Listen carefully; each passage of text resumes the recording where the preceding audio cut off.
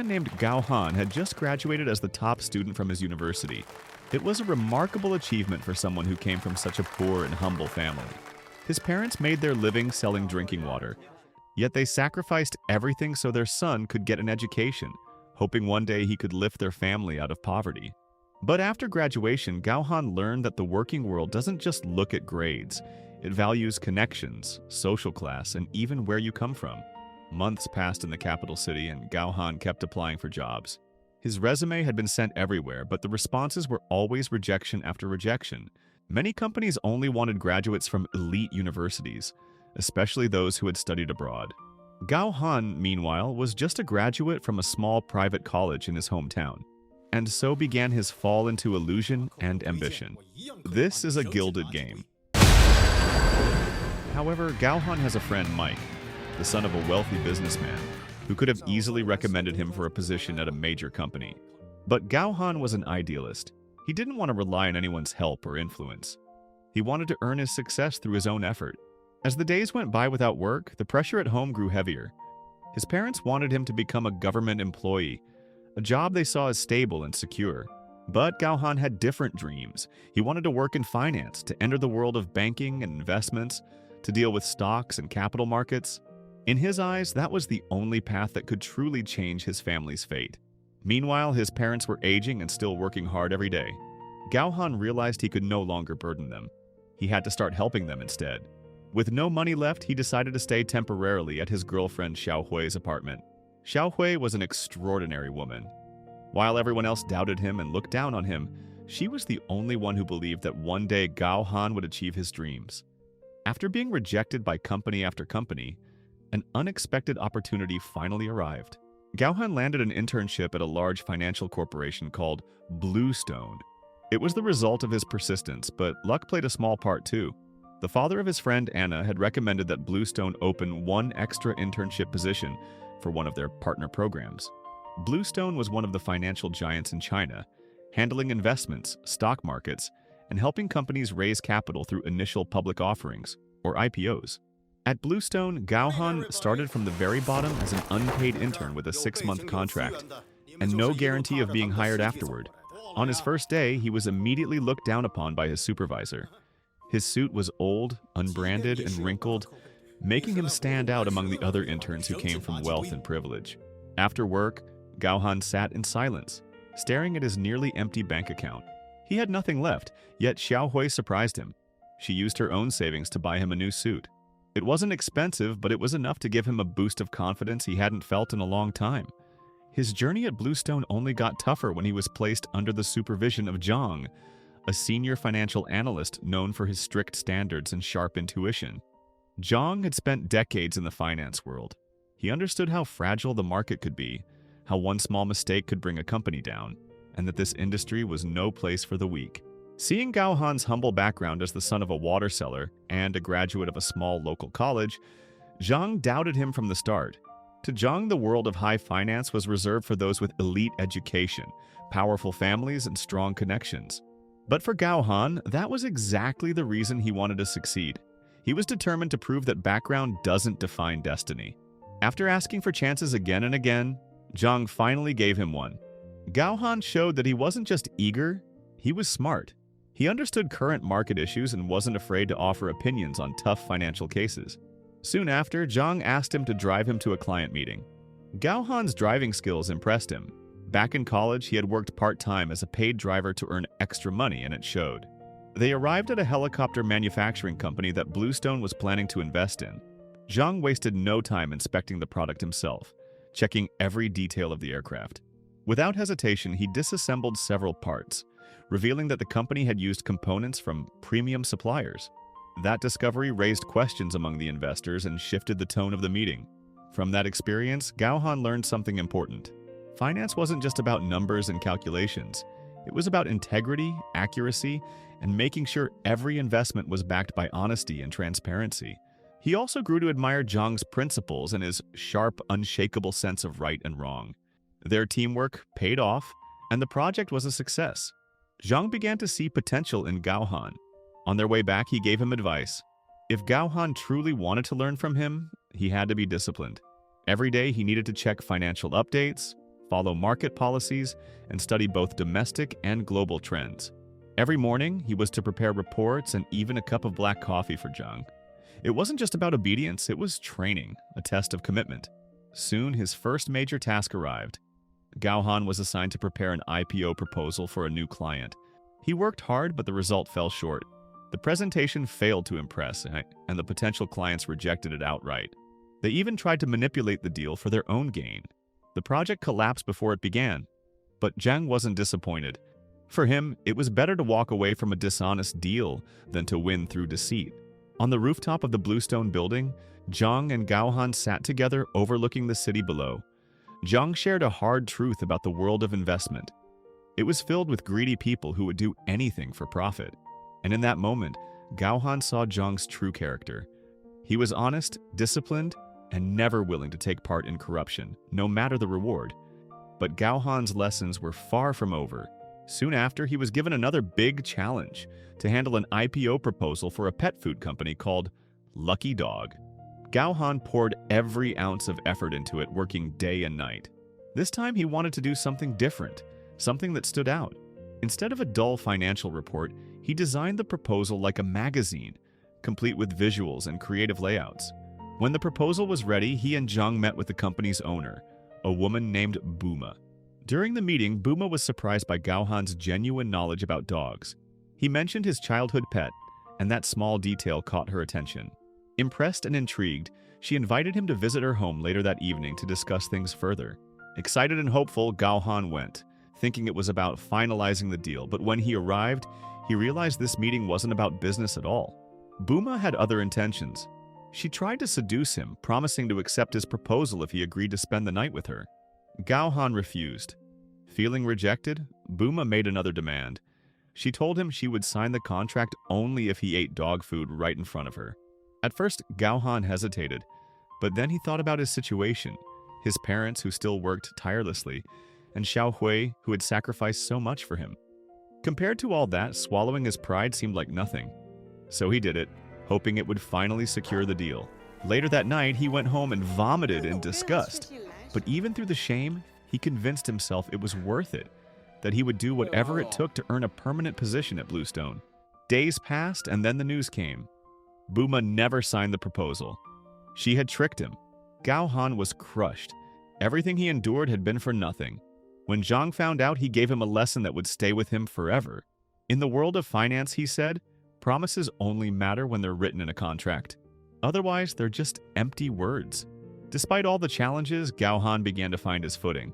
After going through countless trials during his internship, he finally started to make a name for himself inside Bluestone. People still saw him as the new guy, but his energy and determination were hard to ignore. Around that time, the company's main director fell seriously ill and had to undergo long-term treatment overseas. The absence left a temporary leadership gap, and that role was filled by a woman named Helen. She was sharp, ambitious, and confident, known for her charisma but also for her hunger for power. Not long after stepping into her new position, Helen announced an ambitious mega project that, according to her, would elevate Bluestone's reputation to new heights. Every board member was asked to sign off on it. Everyone agreed, except for one person, Zhang. To Zhang, something about the project didn't add up. With decades of experience in finance, his instincts told him something was off. His refusal was enough to halt the plan entirely because he was one of the most respected figures in the company. Helen knew Zhang wouldn't be easy to persuade. She had known him for years and understood how stubborn he could be. So she came up with a different strategy. Instead of targeting Zhang directly, she went after his weak spot, Gao Han, the one person Zhang still trusted completely. Before approaching him, Helen had already done her research. She knew everything about Gao Han, his struggles, his ambitions, and his insecurities. She offered him everything he had ever dreamed of: a permanent position at Bluestone, a big bonus, luxury benefits, and even a new apartment. All of it on one condition. He had to convince Zhang to sign the project approval, no matter how he did it. At first, Gao Han hesitated. He knew what this meant, but in the end, temptation won. He accepted Helen's offer even though it meant betraying the mentor who had guided him. Using his intelligence, Gao Han began altering documents and adjusting reports to make the project appear legitimate. His manipulation worked. Eventually, he managed to get Zhang's signature. The next day, the project was approved. When Zhang discovered what had happened, he was shocked. Realizing he had been deceived by his own student, he quietly resigned that very day, unable to continue working in an environment built on betrayal. For Helen, Zhang's departure was a major victory. With her biggest obstacle gone, she began grooming Gao Han for a more central role in Bluestone's operations. His next challenge came quickly. Bluestone was preparing to partner with a large manufacturing firm called HC, which was seeking funding. During the meeting, the HC executives acted confident and demanded a large share of profits. What they didn't know was that Gao Han had already done his homework. Before the meeting, he personally visited the company's production sites and discovered irregularities in their shipment records, signs of possible fraud. He waited for the perfect moment, then revealed his findings to the entire room. The evidence was undeniable. The HC representatives were cornered and had no choice but to admit their deception. In the end, they agreed to a deal that gave Bluestone a much larger share of the profits. What Gao Han did that day left a deep impression on Helen. From that moment, his position was made official. He was no longer just an intern. Helen kept her promise, rewarding him with a modern apartment in the heart of the city. His life completely transformed. The once struggling intern now lived among the elite, surrounded by tall glass walls, stunning skyline views, and the kind of luxury he used to only dream about. And when he moved in, he brought Xiaohui with him, wanting to share the life he had finally achieved. Not long after, Helen promoted Gao Han again, this time as her personal assistant. He began traveling with her on business trips across countries, attending high-level meetings and negotiating with powerful clients. One of those trips took them to Hong Kong. After a long night of drinks and discussions with clients, Helen, slightly drunk, asked Gao Han to take her to her room. He helped her back safely, but before he could leave, she stopped him. Both of them were half-conscious, and that night, a line was crossed. The next morning, Gao Han woke up confused and filled with regret. Helen, on the other hand, brushed it off easily, saying she didn't take it seriously. But for Gao Han, the guilt was heavy. He felt as though he had betrayed the woman who had stood by him since the beginning, Xiaohui. A few days later, Bluestone held a major company meeting.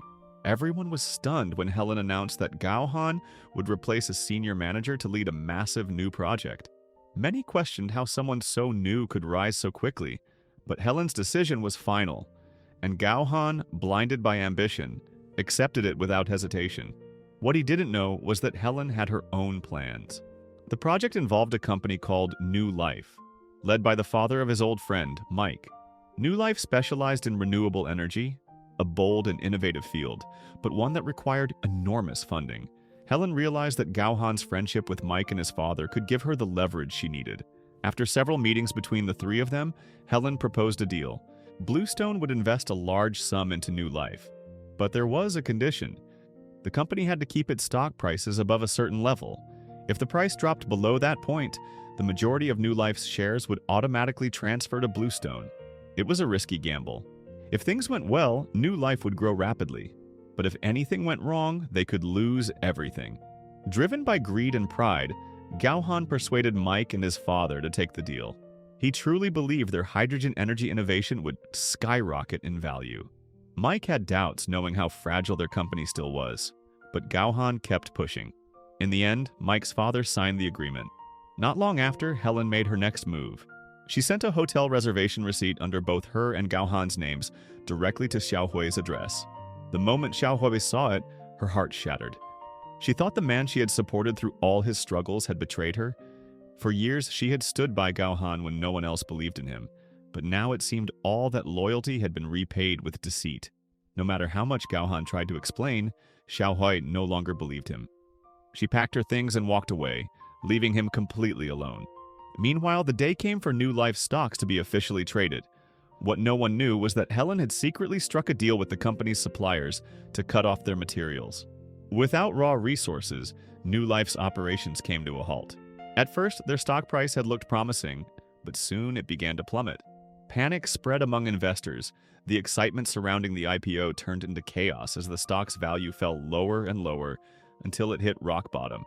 And when it did, the majority of New Life's shares automatically transferred to Bluestone. Helen smiled in satisfaction. For Bluestone, it was a massive victory. But for New Life, it was absolute ruin. The collapse didn't just destroy a company, it destroyed lives. Mike's father, who had spent his entire life building that business, couldn't bear the loss. The stress took a toll on his health, and his heart gave out. He passed away shortly after. Mike was left broken, grieving not just his father, but also the company that had been their family's pride and the friendship he once trusted. For Gao Han, it became a nightmare he couldn't escape. He had once believed success could erase his struggles, but now he saw the cost of his ambition. The guilt consumed him. He had everything he once wanted, yet he had lost everything that mattered. One night, he found himself standing on the rooftop of the Bluestone building, the same place where he used to clear his thoughts with Zhang. He looked down at the city, lost and defeated, wondering if ending it all would finally bring him peace. But before he could make that choice, he called Zhang. Despite all the disappointment and betrayal, Zhang still came. Standing beside him, Zhang told him something simple but powerful, that a man can be broken many times, but he can never truly be defeated. Those words reignited a spark in Gao Han. For the first time in a long while, he felt purpose again. He decided to fix what he had destroyed, no matter the risk. He went to Mike, sincerely apologizing for everything. At first, Mike wanted nothing to do with him. His pain was too deep. But as Gao Han spoke from the heart, owning his mistakes and showing genuine remorse, Mike saw that this was not the same man who had betrayed him. In the end, he gave Gao Han a second chance.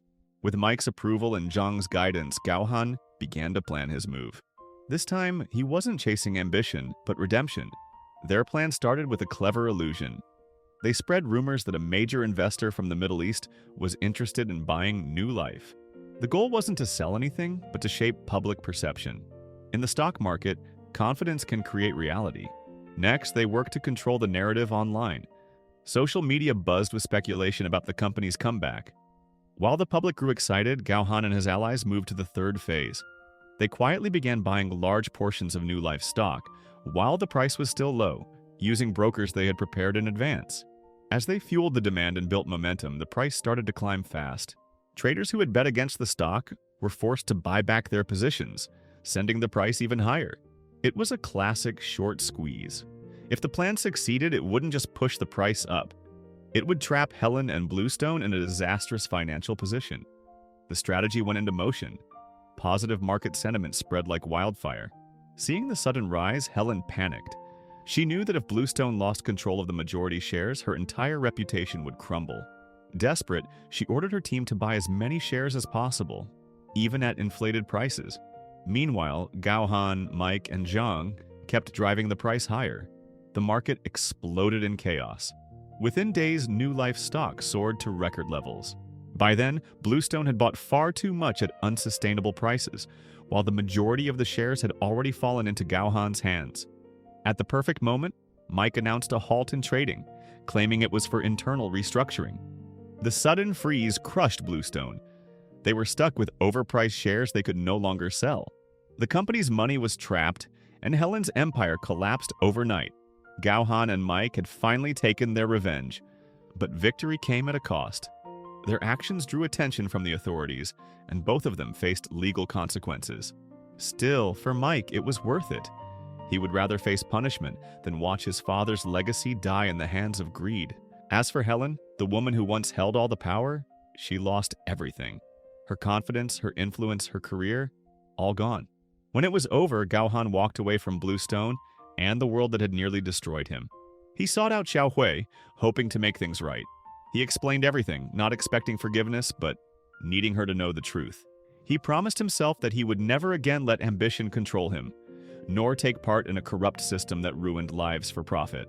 In the final moments, Gao Han is seen joining Zhang's new private financial firm, a smaller, independent company built on honesty and trust. Together, they share one principle above all else: to seek success without destroying others to get there. So the moral of the story is, sometimes the higher you climb chasing success, the lonelier it becomes when you realize you've lost everyone who ever believed in you.